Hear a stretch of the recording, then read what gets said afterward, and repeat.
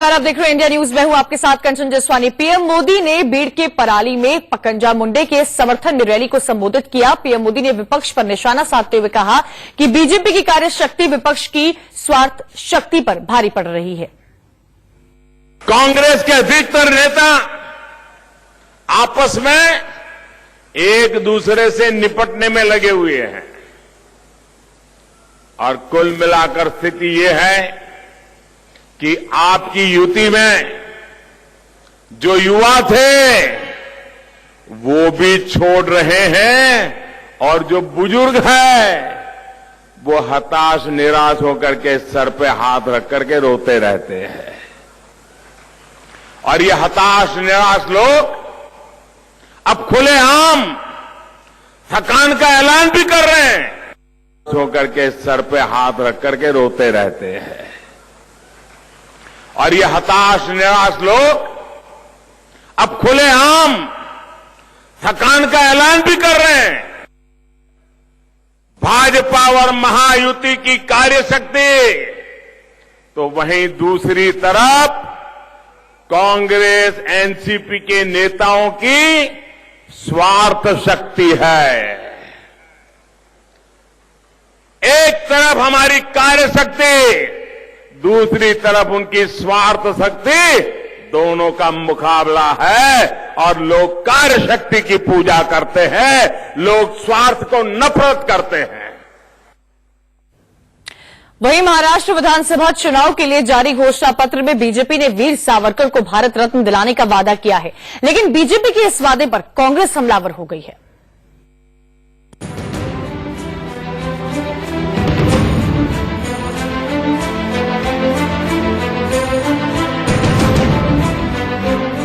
वीर सावरकर को भारत रत्न दिए जाने के मुद्दे पर सियासत गर्मा गई है।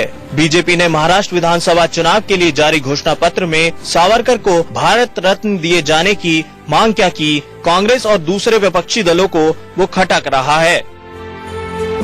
वीर सावरकर जी के जीवन के दो पहलू हैं। पहला तो बहुत ही उल्लेखनीय है, जहां उन्होंने आजादी की लड़ाई में भाग लिया। दूसरा पहलू है जब उन्होंने माफी मांगकर वो वापस लौट कर आए। तो इस दोनों पहलू पर ही हम लोगों को विचार करना चाहिए और ये भी नहीं भूलना चाहिए कि महात्मा गांधी की हत्या में षड्यंत्र में उनका नाम भी दर्ज हुआ था। लेकिन जो सावरकर जी की बात करते हैं, वो सावरकर जी के बारे में भी राष्ट्रीय स्वयंसेवक संघ ने कभी प्रेम की भावना नहीं रखी और ये आज इन्होंने डाला है तो महाराष्ट्र में कुछ वोटों को हासिल करने के लिए इसकी ये कोशिश है। अगर सही मायने में भारत रत्न जो पुरस्कार है वो केंद्र सरकार देती है, तो वो जो लोकसभा के चुनाव में जब मैनिफेस्टो हुआ था तो उसमें वो होना चाहिए था। ये महाराष्ट्र के चुनाव में क्या कर रहा है?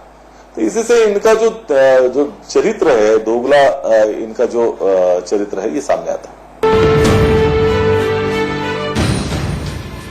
कांग्रेस सावरकर को गांधी के हत्या का साजिशकर्ता मानती है, लेकिन बीजेपी और शिवसेना की राय सावरकर को लेकर ठीक उलट है। दोनों ही पार्टियां सावरकर को स्वतंत्रता सेनानी और राष्ट्रवाद का चिन्ह मानते हैं।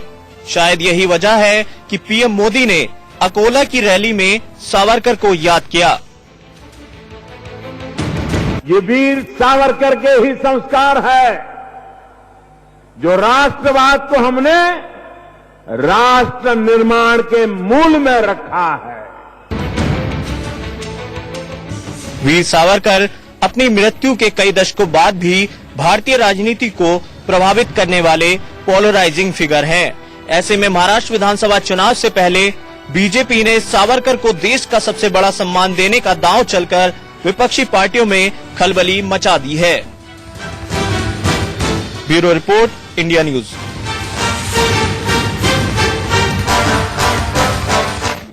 वहीं योग गुरु रामदेव ने सावरकर को देशभक्त बताया और उनके व्यक्तित्व से सीखने की सीख भी दी है। वीर सावरकर जी ने जो राष्ट्र के लिए कुर्बानी दी है, उसको निरपेक्ष दृष्टि से, निष्पक्ष दृष्टि से और उनका क्या योगदान है इस देश के लिए, सावरकर बंधुओं ने किस तरह से यातनाएं झेली हैं। एक बार इनको जिसको काला पानी कहा करते थे, पोर्ट ब्लेयर में जाकर के एक बार देखना चाहिए। मैंने अपने आंखों से देखा कि किस कदर उनके ऊपर जुल्म और ज्यादतियां हुए।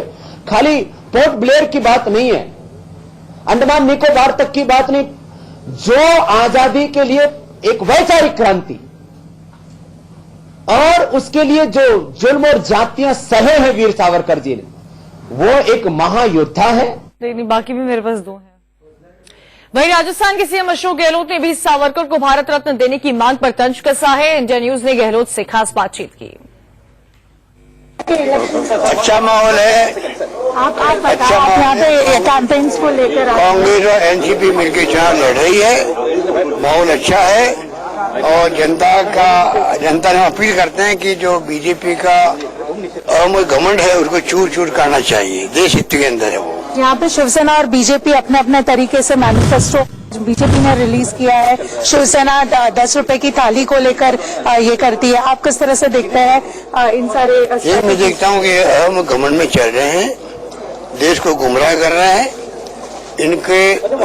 इनका जो घमंड को तोड़ना चाहिए जनता को, देश हित के अंदर है। जिस पर मोदी जी और उनकी टीम गुमराह करने में लगी हुई है, बिना नीतियों के, बिना कार्यक्रम के, बिना सिद्धांतों की राजनीति हो रही है। खाली राष्ट्रभक्ति की बात करते, क्या हम लोग राष्ट्रभक्त नहीं है क्या? सभी राष्ट्रभक्त हैं। भारत रत्न ना प्रॉमिस किया है वीर सावरकर को, और ये चुनाव जीतने के लिए कुछ भी किसी हद तक जा सकते हैं। इनका लोकतंत्र में यकीन नहीं है।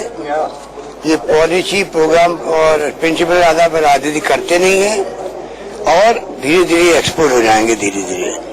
उधर वीर सावरकर को भारत रत्न देने की मांग पर देश की सियासत गर्म है। 370 हटाने के मामले के बाद भी वीर सावरकर पर कांग्रेस दो फाड़ नजर आ रहा है। मैंने सिर्फ एक बात कही, गांधी हमारे हैं, सावरकर आपके। क्या इसमें कोई गलत बात कही मैंने? क्या सावरकर आपके नहीं है क्या? क्या आपने उनको उठा के फेंक दिया? क्या सावरकर को आपने फेंक दिया? उठा के फेंक दिया? अरे जवाब दीजिए, सावरकर को आपने फेंक दिया क्या? उठा के फेंक दिया, बाहर कर दिया?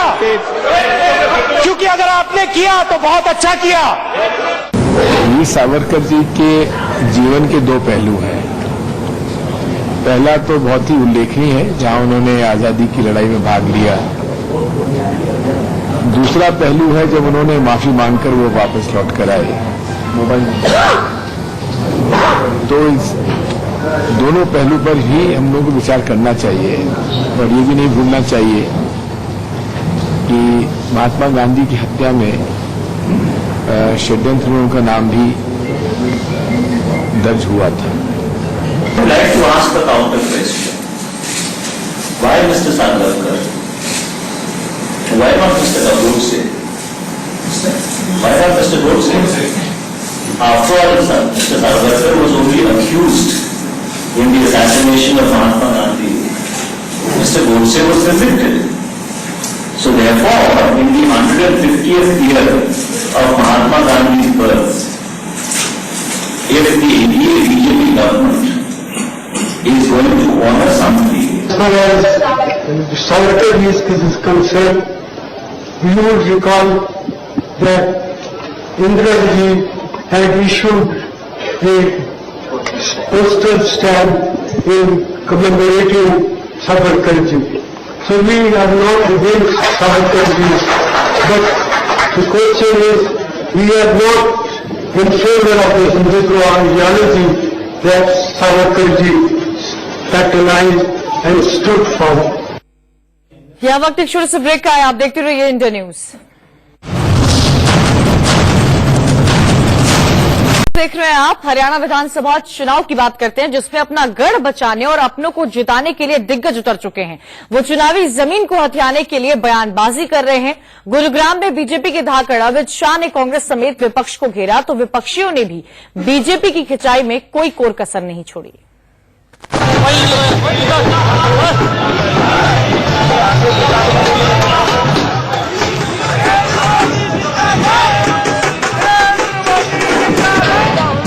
हरियाणा विधानसभा चुनाव की वोटिंग के सिर्फ 5 दिन बचे हैं। ऐसे में सूबे में सियासी सरगर्मियां तेज हो गई हैं। नेताओं का धुआंधार प्रचार चल रहा है। जनता को अपने खेमे में खींचने के लिए नेता बयानबाजी के बाण छोड़ रहे हैं। गुड़गांव में अमित शाह ने कांग्रेस समेत विपक्षियों को निशाने पर लिया। अवैध प्रवासियों पर शाह ने कांग्रेस को उनका मौसेरा भाई बता दिया।